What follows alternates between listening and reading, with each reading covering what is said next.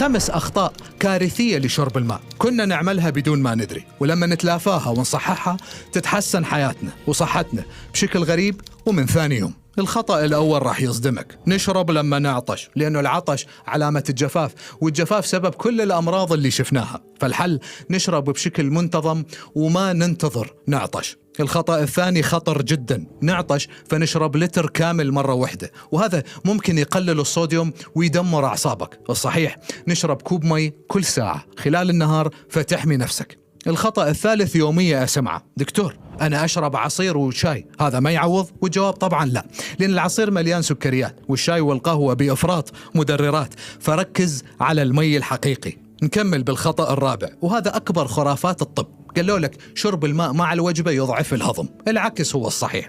علميا كوب أو كوبين مي مع الوجبة تساعد الهضم وتعالج حتى الإمساك. الخطأ الخامس مقبرة الكلى، ما تشرب النهار كله وتحاول تعوض بالليل بمرة واحدة فتنام بالحمام وتجهد الكلى. الأفضل دائما نوزع الشرب خلال اليوم،